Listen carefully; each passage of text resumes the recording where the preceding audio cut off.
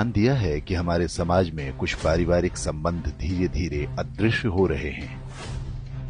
पहले हर बच्चे के माता पिता के अलावा चाचा, ताऊ, बुआ, मामा, मौसी जैसे ढेरों रिश्तेदार हुआ करते थे, लेकिन अब ये सभी मानो विलुप्त प्रजाति होते जा रहे हैं। भारतीय परिवारों में रक्त के कुल 5 रिश्ते समाप्त होने की कगार पर हैं। 1-2 पीढ़ी बाद संभवतः ये सभी संग्रहालय में सजा दिए जाएंगे।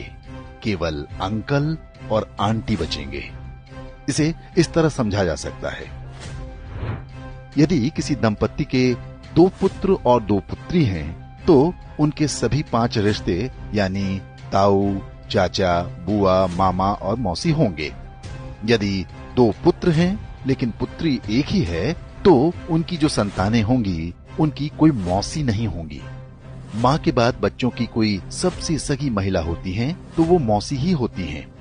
यदि किसी के 1 पुत्र और 2 पुत्री हैं, तो चाचा और ताऊ के रिश्ते नहीं होंगे। यदि 1 बेटी और 1 बेटा है, तो उनकी संतानों का न तो कोई चाचा होगा, न ताऊ, न मौसी। यदि 1 बेटा या 1 बेटी होती है, तो वो पूरी तरह से अकेला होगा। माता पिता के बाद उसका कोई रक्त संबंधी नहीं होगा। सिंगल चाइल्ड फैमिली को उनका निर्णय तीसरी पीढ़ी यानी जिनके वो दादा दादी होंगे बुरी तरह प्रभावित करेगा। उनका पौत्र या प्रपौत्र इस संसार में अकेला होगा।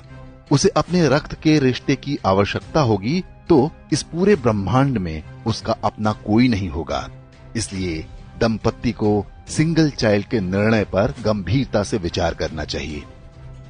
ये न केवल हमारे बच्चों को एकाकी जीवन जीने को विवश करेगा, बल्कि हमारी हिंदू परिवार व्यवस्था को भी नष्ट कर देगा।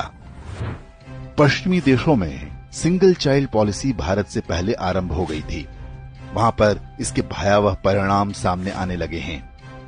ब्रिटिश विद्वान डेविड सेलबॉर्न ने एक पुस्तक लिखी है जिसका नाम है द लूजिंग बैटल विद इस्लाम। इसमें बताया गया है कि पश्चिमी समाज पर इस्लाम का अधिकार होता जा रहा है और इसका सबसे बड़ा कारण एक शक्तिशाली परिवार व्यवस्था का अभाव है। यूरोपीय देशों में परिवार नाम की संस्था लगभग समाप्त हो चुकी है। लोग विवाह करना पसंद नहीं करते। समलैंगिकता, अवैध संबंध, लिव इन रिलेशन जैसी कुरीतियां सामान्य बात हैं।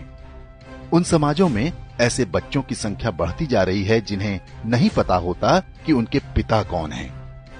बूढ़े माता पिता को घर में रखने को कोई तैयार नहीं। ओल्ड एज होम में उनका बुढ़ापा बीतता है। यूरोपीय देशों में आज राजनीतिक दल परिवार को बचाने का वादा अपने चुनावी घोषणा पत्र में करने लगे हैं। ऑस्ट्रेलिया में तो फैमिली फर्स्ट नाम से एक राजनीतिक दल भी बन गया है। पश्चिमी देशों के समाजशास्त्रियों की सबसे बड़ी चिंता ये है कि परिवार व्यवस्था को कैसे बचाया जाए। इस सब के लिए उनके पास यही सुझाव है कि 1 से अधिक बच्चे पैदा हों। अब यही चुनौती भारतीय समाज के सामने भी खड़ी होने जा रही है। क्या हम समय रहते सतर्क हो पाएंगे या हमारे साथ भी वही होगा जो पश्चिमी देशों के साथ हो रहा है?